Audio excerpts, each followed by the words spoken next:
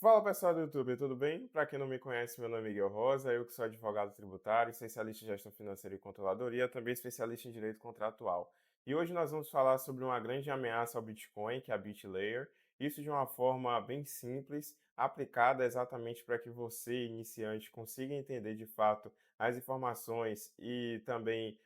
todos os movimentos que estão passando entre os principais programadores do Bitcoin Core, inclusive entre todos aqueles que são correlacionados, sejam mineradores ou se não gestores de nodes. Então, a partir dessas informações, você pode bem saber o que pode acontecer com o Bitcoin nos próximos meses ou anos e assim entender exatamente como é que funciona a dinâmica entre os principais players do mercado. Então, vamos lá. Entenda que a BitLayer seria basicamente uma forma de Layer 2, ou seja, de uma segunda camada, em que você teria novas aplicações para além de simplesmente mandar Bitcoin do ponto A ao ponto B, como acontece no livro Razão do próprio protocolo do Bitcoin. E para isso nós temos também vários exemplos, como a Liquid Network, como a Lightning. Pela Lightning você consegue fazer pagamentos de poucos sites sem pagar quase taxa nenhuma. Pela Liquid Network você também consegue criar outros tokens e também tem uma camada de privacidade, já que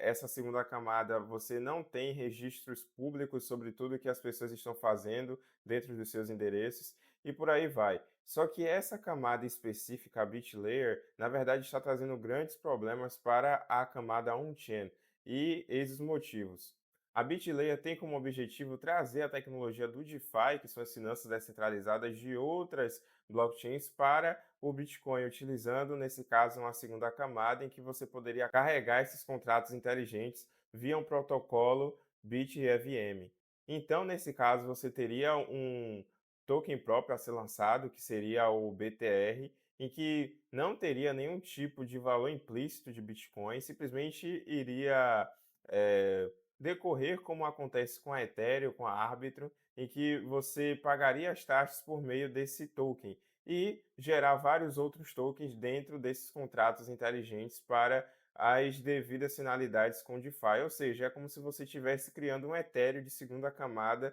no Bitcoin. Então vocês podem se perguntar quais seriam os riscos técnicos disso, porque, poxa, eu tenho uma Liquid Network onde eu também consigo gerar tokens lá, então isso não é um problema de forma alguma. Você pode simplesmente criar sua segunda camada, seja ela centralizada ou descentralizada, e fazer o que quiser lá, porque nada vai impedir que as transações on-chain continuem. Só que o problema principal da BitLayer é que ela precisa e carece da tecnologia on-chain para ter continuidade nas suas transações. E aí acaba sendo gerado um verdadeiro spam na blockchain, porque essas transações, que nós podemos sim chamar de inúteis ou não monetárias, ao invés de garantir a movimentação do Bitcoin do ponto A ao ponto B, estariam, na verdade, sendo utilizado por Proof of Work para a criação de vários tokens e NFTs, né, como já ocorre nos Ordinals, só que de uma forma extremamente mais ampliada, uma vez que você também teria aplicações de DeFi dentro desse protocolo. E nesse caso, já que teria uma quantidade muito maior de memória a ser aplicada e registrada no livro razão, que seriam nos nodes, qualquer um que estiver rodando um node vai ser praticamente penalizado por isso, porque os custos vão aumentar muito. E para os usuários também vai ser ruim, porque o custo da transação on-chain também vai ficar inacreditavelmente maior. E para piorar, essa BitLayer, para garantir que esse DeFi de segunda camada, que vai afetar a primeira no final das contas, funcione, ela começou a ter uma verdadeira aliança com várias mineradoras chinesas, né, pools de mineração, que já controlam cerca de 40% da mineração. Não é o suficiente para um ataque de 51%, mas sim, eles podem efetivar essa tecnologia pela votação e garantir, por exemplo, que blocos vazios sejam continuados dentro da rede a partir da BitLayer e também formalizar o que a gente chama de withholding attack, em que você retém os blocos para garantir que essas transações inúteis ou não monetárias venham a ser disponibilizados e forçar assim que todos os nodes façam registro no livro razão dessas transações que no final não vão garantir a efetividade de nenhum tipo de troca monetária entre carteiras autenticamente com Bitcoin. Essas mineradoras parceiras que querem realmente garantir que a BitLayer seja aprovada como Antipool, F2Pool, Spiderpool, para quem fica há muito tempo na Mempool verificando a confirmação da sua transação, já viu esses nomes pelo menos uma vez, confirmando um dos blocos de Bitcoin. Além de controlar 40% do hash rate da rede, eles ainda têm um certo controle indireto do Partido Comunista Chinês, embora oficialmente o Bitcoin esteja banido na China, né? Mas por debaixo dos panos você tem ali sim oficiais do Partido Comunista Chinês tentando garantir um maior controle da rede e mais lucratividade por meio da BitLayer. E de que maneira seria? Bom, como eu falei, a BitLayer vai ter um token próprio e também vai garantir que existam VCs, ou seja, investidores iniciantes, que diferente do Bitcoin, né, que quando iniciou o bloco Gênesis não teve essa distribuição entre os primeiros que o fizeram, como Satoshi Nakamoto, que permaneceu com todo o seu saldo até hoje nas carteiras intocável. Diferentemente disso, a BitLayer sim vai ter um token que vai ser distribuído para os primeiros que garantirem apoio, e aí as pessoas podem simplesmente criar quantos tokens quiserem, inclusive golpes e qualquer coisa que assim desejarem por meio dessa segunda camada do Bitcoin. E para esses mineradores, isso é uma maravilha, porque eles seriam os primeiros a garantir que essas transações sejam efetivadas e, ao mesmo tempo, teriam uma lucratividade muito maior, porque a BitLayer, na verdade, vai encaminhar esses dividendos, né,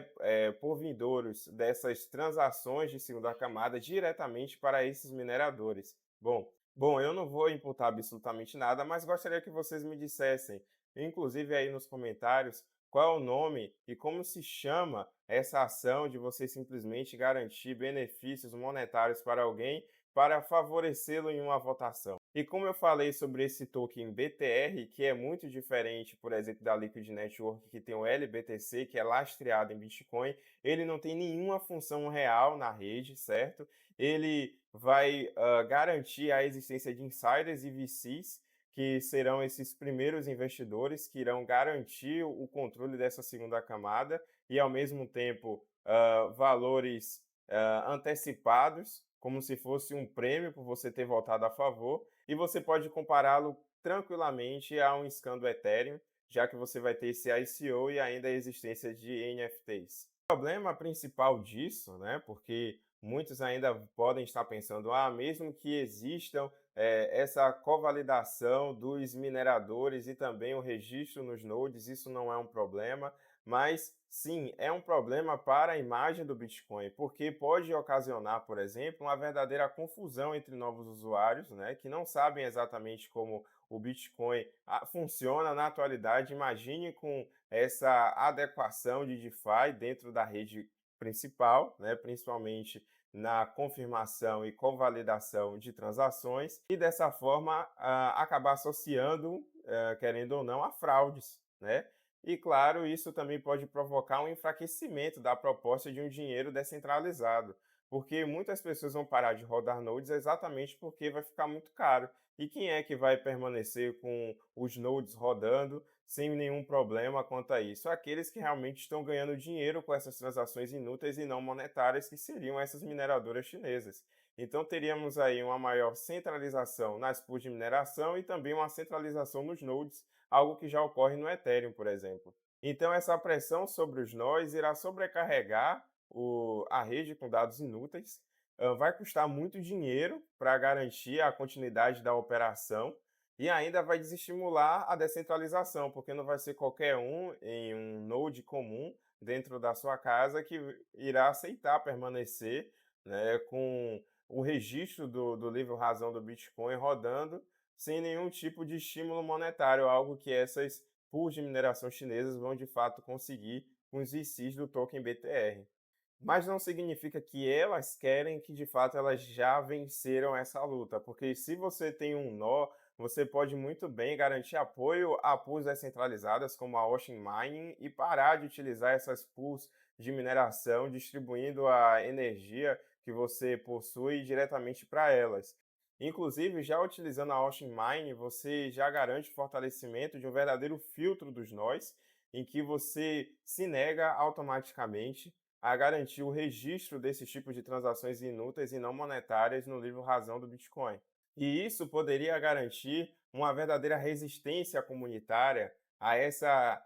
teorização em que você realmente acaba ficando à mercê dessas grandes pools de mineração. E no pior dos casos, se eles de fato conseguirem chegar a 51% e quererem mudar à força o protocolo do Bitcoin, nós vamos garantir a continuidade da descentralização a partir de um fork. Para quem não sabe, o Bitcoin já passou por vários forks em que os mineradores não concordavam com a continuidade do protocolo de determinada forma, e aí se subdividiu em dois. Você tem um protocolo antigo e um protocolo novo. Se você tem Bitcoins agora na rede on-chain, você basicamente iria receber os tokens desse novo protocolo, e aí você teria a mesma quantidade em ambos os protocolos. Para quem foi esperto nos últimos forks, simplesmente vendeu aqueles novos tokens e reverteu aquilo em Bitcoin nativo. Então, pessoal, esse foi o vídeo. Não se esqueça, se você realmente quer aprender mais sobre Bitcoin na prática, eu tenho a minha mentoria do básico ao avançado, o link está aqui embaixo na descrição. Se você, na verdade, quer uma consultoria rápida de 1 hora e meia, você também pode falar comigo via Telegram, o meu contato também está aqui na descrição. Se você gostou do vídeo, não esqueça de dar um like, de se inscrever no canal para acompanhar os próximos conteúdos. Agradeço pela sua visualização e até a próxima. Falou, valeu!